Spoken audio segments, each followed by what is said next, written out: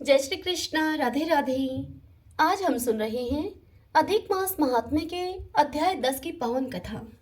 सर्वप्रथम भगवान का ध्यान करते हुए सभी बोलिए ओम नमो भगवते वासुदेवाय नमो नमः।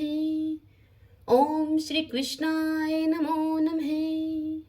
पिछले अध्याय की कथा में हमने सुना था मेधावी ऋषि की वह कन्या जिसके पिता अब मृत्यु को प्राप्त हो चुके थे। उनके घर में दुर्वासा ऋषि के आगमन पर उस कन्या ने उनका खूब आदर सत्कार किया और फिर उनके समक्ष बैठकर उनसे पूछने लगी कि आप मेरे दुख का कोई उपाय कीजिए। तब दुर्वासा ऋषि ध्यान मगन होकर अपनी आंखें खोलकर उस कन्या को कुछ हितकारक वचन बोलते हैं। वह क्या वचन उस कन्या को कहते हैं, आइए अब हम आगे की कथा सुनते हैं। ऋषि कहने लगे कि हे सुंदरी, अब से 30 मास के बाद पुरुषोत्तम मास आएगा। उसमें स्नान करने से मनुष्य दोषों से छूट जाता है। उसके तुल्य कार्तिक आदि कोई भी मास नहीं है। सब मास तथा पक्ष और जो भी पर्व हैं पुरुषोत्तम मास की 16वीं कला के बराबर भी नहीं है। 12,000 वर्ष तक गंगा में स्नान करने से जो फल मिलता है और सिंह के बृहस्पति में आने पर गोदावरी में स्नान करने से जो फल मिलता है, वही फल कहीं भी पुरुषोत्तम मास में एक बार स्नान करने मात्र से प्राप्त हो जाता है। यही श्री कृष्ण का प्रिय मास है। इसमें स्नान, दान, जप आदि करने से सब मनोवांछित फलों की प्राप्ति होती है। इसीलिए तुम भी पुरुषोत्तम मास की सेवा करो। मुनिराज कन्या को ऐसे वचन कहकर मौन हो गए। तब श्री कृष्ण भगवान बोले, हे अर्जुन, मुनि के ये वचन सुनकर भावों से प्रेरित होकर वह मूड वाला क्रोधित होकर मुनि से बोली कि हे ब्राह्मण, मुझको आपके वचन ठीक नहीं लगे। माघ आदि मास किस प्रकार से थोड़ा फल देने वाले हैं और कार्तिक आदि मास को आप कैसे कम कह सकते हैं? क्या सेवा किया हुआ वैशाख मास इच्छित फल नहीं देता? यह तो मलिन मास सब कर्मों में ही निंदित है। सूर्य संक्रांति से रहित मलमास को आप भला कैसे श्रेष्ठ कहते हैं? इस प्रकार क्रोध से कहे गए ब्राह्मण की पुत्री के इन वचनों को सुनकर दुर्वासा ऋषि का शरीर अब जलने लगा और नेत्र उनके लाल हो गए। परंतु फिर भी मित्र की कन्या को उन्होंने श्राप नहीं दिया और वे सोचने लगे कि यह कन्या कितनी मूर्ख है, अपने हित और अनहित को भी नहीं जानती। पुरुषोत्तम का महात्म्य जो बड़े बड़े ज्ञानी भी नहीं जानते, तो कम बुद्धि वाले पुरुष और कन्या तो जान ही कैसे सकते हैं। और यह बिना पिता की कन्या दुख रूपी अग्नि से सुलगती हुई मेरे अत्यंत उग्र श्राप को भला कैसे सहन कर सकेगी? दुर्वासा ऋषि ऐसे उत्पन्न हुए क्रोध को प्रभु कृपा से दूर करते हुए और स्वस्थ चित होकर उस व्याकुल कन्या से कहने लगे कि हे बाले, तुम मेरे मित्र की कन्या है, इसलिए तेरे पर मेरा कुछ भी कोप नहीं। जैसा तेरे मन में हो तू वैसा ही कर, और आज भी जो कुछ होने वाला है सो तू मुझसे सुन।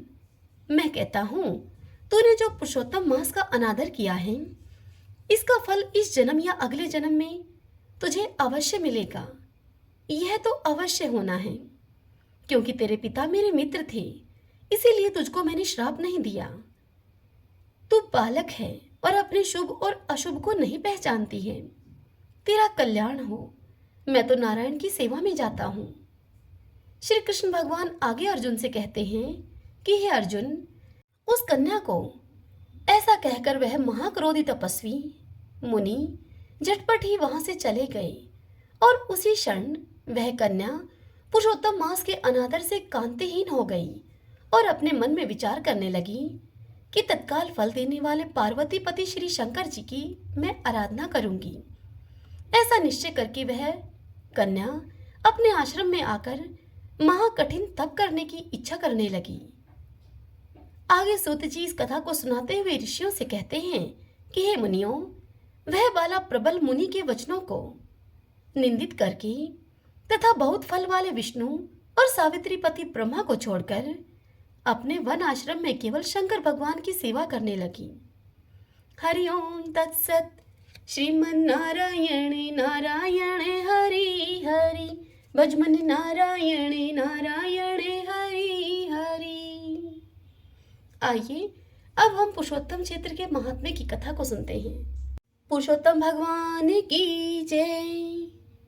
जैमिनी जी मुनियों को इस कथा को सुनाते हुए आगे कहते हैं कि नारद जी के इस प्रकार आश्वासन देने पर राजा इंद्रद्युम्न ने प्रसन्नचित होकर जब उत्तम बुद्धि से विचार किया तब अपने परिश्रम को सफल माना और सभासदों को विदा करके मुनि का हाथ अपने हाथ में लेकर अंतःपुर में उन्होंने प्रवेश किया।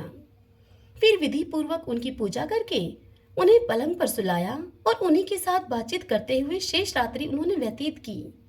तदंतर निर्मल प्रभात होने पर नित्य कर्म को पूरा करके उन्होंने जगन्नाथ जी का पूजन किया। तदंतर सब महानदी के पार उतरे। इसके बाद औड्र देश के राजा के बताए हुए मार्ग से राजा इंद्रद्युम्न अपनी सेना के साथ एक कार्म वन नामक क्षेत्र की ओर चले। वहां से कुछ दूर आगे जाने पर मार्ग में गंधवह नाम वाली उन्हें नदी मिली जो कि बड़े वेग से बह रही थी। उसको पार करके आगे बढ़ने पर शंख आदि वाद्यों की ध्वनि उन्हें सुनाई पड़ी। तब राजा ने नारद जी से पूछा, हे महामुनि, यह शब्द कहाँ हो रहा है? तब नारद जी ने राजा से कहा कि हे राजन, यह अत्यंत दुर्लभ क्षेत्र है जिसे भगवान विष्णु ने गुप्त कर रखा है। तुम भाग्यवानों में श्रेष्ठ हो, इसीलिए तुम्हारे सौभाग्य से जितेंद्रिय पुरोहित ने किसी प्रकार जाकर भगवान का दर्शन किया है। यहाँ से 3 योजन पर नीलगिरी विद्यमान है और यह भगवान गौरीपति का एक काम्रवंत नामक क्षेत्र है जो कि अब बहुत अधिक दूर नहीं है। एक समय भगवान शिव ने लोकों के आदि कारण अनादि पुरुषोत्तम का इस प्रकार सत्वन किया। उन्होंने कहा कि हे नारायण, हे परमधाम, हे परमात्मन, हे परात्पर, हे सच्चिदानंदमय, वैभव से युक्त निरंजन परमेश्वर, आपको मेरा नमस्कार है। आप संसार के कारण हैं और गुणों के भेद से सृष्टि, पालन तथा संहार रूप कर्म किया करते हैं। हे स्वयं प्रकाश परमात्मन, आपने अपनी ही योग माया से अपने को गुप्त कर रखा है। आपको नमस्कार है। आप न भीतर हैं न बाहर हैं, साथ ही बाहर भी हैं और भीतर भी हैं। दूर होते हुए भी अत्यंत निकट हैं आप। भारी, हल्के, स्थिर, अत्यंत सूक्ष्म और अतिशय स्थूल भी आप ही हैं। आपके लिए नमस्कार है। जिनके कटाक्ष विलास से कोटि कोटि ब्रह्मा और अगणित रुद्र उत्पन्न होते हैं, उन कालात्मा श्रीहरि को नमस्कार है।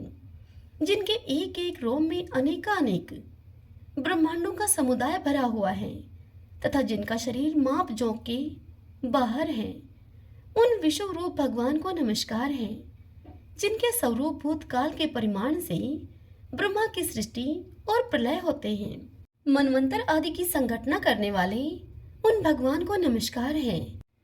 त्रिपुरासुर का दाह करने वाले भगवान शंकर ने जब इस प्रकार से सत्वन किया, तब शंख, चक्र, गदा धारण करने वाले वनमाला विभूषित हार, कुंडल, केयूर और मुकुट आदि से सुशोभित कृपा निधान भगवान गरुड़ वाहन विष्णु ने शिव जी से कहा।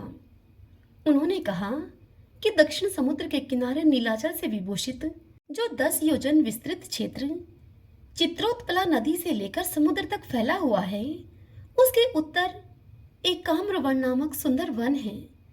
वहीं पार्वती जी के साथ आप निवास करें। यहाँ समस्त लोकों की सृष्टि करने वाले ब्रह्मा जी मेरे आदेश से आपको कोटि लिंगों के अधीश्वर पद पर अभिषिक्त करेंगे।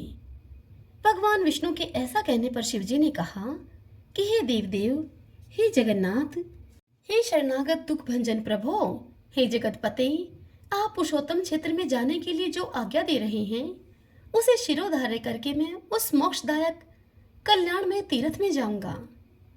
और इस प्रकार यूं कहकर भगवान शंकर उस क्षेत्र में पधारे। साक्षात ब्रह्मा जी ने वहां भगवान शंकर की स्थापना की। हे राजन इंद्रद्युम्न, अब हम सब लोग वहीं चलेंगे और त्रिपुर विनाशक शिवजी का दर्शन करेंगे। यह जो शिवजी का क्षेत्र है, इसे तमोगुण का नाशक बताया गया है, जो रजोगुण को धो डालने वाला क्षेत्र है। वह वीरज मंडल नाम से प्रसिद्ध है। सतव गुण की अधिकता के कारण पुरुषोत्तम क्षेत्र मुक्तिदायक बताया गया है। हे महाराज, जिनका चित्त पाप कर्मों से मलिन हो गया है, उनका विश्वास इस क्षेत्र पर नहीं जमता। नारद जी की इस बात को सुनकर राजा का चित्त प्रसन्न हो गया और वे नारद जी से बोले, हे ब्राह्मण, आपने मुझे परम पावन क्षेत्र का परिचय दिया है, जहाँ पर साक्षात भगवान उमापति विराजमान हैं। वहां पर हम अवश्य चलेंगे। इस निश्चय के अनुसार देव ऋषि नारद और राजा इंद्रदुम्न दोपहर के समय सेना के साथ एक काम्रवर्ण नामक क्षेत्र में पहुंच गए। वहां बिंदु तीर्थ में स्नान करके उसके तट पर विद्यमान भगवान पुरुषोत्तम का उन्होंने विधि पूर्वक पूजन किया। उसके बाद वे कोटेश्वर महल्ले को गए। वहां के जल से भली भांति आचमन करके सात्विक धर्म में स्थित राजा ने भुवनेश्वर नामक लिंग का महास्नान की विधि से पूजन किया। फिर अन्य चित्त से भगवान शंकर का ध्यान करते हुए वे खड़े रहे। तब परमेश्वर भगवान शंकर ने प्रसन्न होकर स्पष्ट वाणी में कहा, महाराज इंद्रदुम्न, थोड़े ही समय में तुम्हारा मनोरथ पूर्ण होगा। तत्पश्चात उन्होंने नारद जी से कहा कि हे महाभाग नारद, ब्रह्मा जी ने जो आज्ञा दी है उसे इस राजा के द्वारा अश्वमेध यज्ञ कराते हुए तुम पूर्ण करो। पुरुषोत्तम क्षेत्र साक्षात भगवान विष्णु का स्वरूप है। उसमें भी परम पुण्यमयी अंतर्वेदी भगवान विष्णु के हृदय के समान मानी गई है, जिसकी रक्षा के लिए श्री विष्णु ने 8 स्वरूपों में मुझे स्थापित किया है।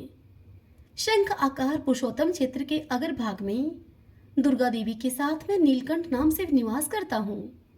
वहीं इस राजा को तुम ले चलो। इस समय नीलमणिमय विग्रह वाले भगवान श्री हरि अंतर्ध्यान हो गए हैं। वहां मेरी आज्ञा से भगवान नरसिंह देव का चित्र बनाओ। उस क्षेत्र में हमारे समीप नरश्रेष्ठ इंद्रदुम्न 1 सहस्त्र अश्वमेध यज्ञ करें। यज्ञ समाप्त होने पर उन्हें वह अद्भुत ब्रह्मा स्वरूप वृक्ष दिखलाओ। उसके द्वारा विश्वकर्मा 4 प्रतिमाओं का निर्माण करेंगे और उन प्रतिमाओं की स्थापना के समय ब्रह्मा जी स्वयं पधारेंगे। तदंतर ये राजा समस्त पापों का नाश करने वाले और संपूर्ण जगत के आधारभूत भगवान विष्णु का दर्शन करेंगे। काष्ठ में शरीर धारण करके प्रकट हुए भगवान दर्शन मात्र से मोक्ष प्रदान करने वाले होंगे। हे नारद, भगवान विष्णु अपनी आज्ञा के पालन एवं भक्ति से प्रसन्न होते हैं। नारद जी भी जगत गुरु महादेव जी को प्रणाम करके हाथ जोड़कर उनसे बोले कि हे प्रभु, आपने जो आदेश दिया है वैसा ही करने के लिए ब्रह्मा जी ने भी मुझे आज्ञा दी है। हे नाथ, आप और ब्रह्मा जी परमात्मा श्री हरि से भिन्न नहीं हैं। इन राजा इंद्रदुम्न की भाग्य समृद्धि महान है। इसी से इन्हें आप तीनों देवताओं का यह विशाल अनुग्रह प्राप्त हुआ है, जिसको मन के द्वारा सोचा भी नहीं जा सकता था। जिनके प्रसंग से पापी मनुष्य भी भवसागर से तर जाते हैं, वे भूत भावन भगवान विष्णु अचिंत्य महिमा वाले हैं। वे भगवान कितनी भक्ति से प्रसन्न होते हैं, यह बात बुद्धि में नहीं आ सकती। वेदों के स्व अध्याय आदि साधनों के द्वारा चिरकाल तक विद्वान पुरुष यत्न करते रह जाते हैं, किंतु उनको सफलता नहीं मिलती और एक नीच मनुष्य अनायास होने वाले कर्म से मोक्ष पा जाता है। वंचर ग्वालों के घर में रहकर दही दूध एवं जंगली फल मूलों से जीविका चलाने वाली गोपियां भगवान के स्नेह सुख का उपभोग करके ही मुक्ति को पा गई। निरंतर भगवान से द्रोह रखने वाला शिशुपाल भी राजसूय यज्ञ की सभा में भगवान को कटु वचन बोलकर भी मोक्ष को प्राप्त हुआ। भगवान का चरित्र ऐसा है वैसा है, इस प्रकार के निश्चय का विषय नहीं है। बहुत समय तक महान प्रयत्न करते रहने पर भी भगवान विष्णु के दिव्य चरित्र के विषय में कोई निर्णय नहीं दिया जा सकता। इस संसार में पुरुषोत्तम क्षेत्र का निवास भगवान की सायुज्य की प्राप्ति कराने वाला है। भगवान विष्णु इंद्रदुम्न के प्रसंग से वहां सब लोगों को प्रत्यक्ष दर्शन देंगे। तदंतर महादेव जी तथास्तु कहकर उसी क्षण अंतर्ध्यान हो गए। हरिओम तत्सत। श्रीमन्नारायण नारायण हरि हरि, भजमन नारायण नारायण हरि हरि।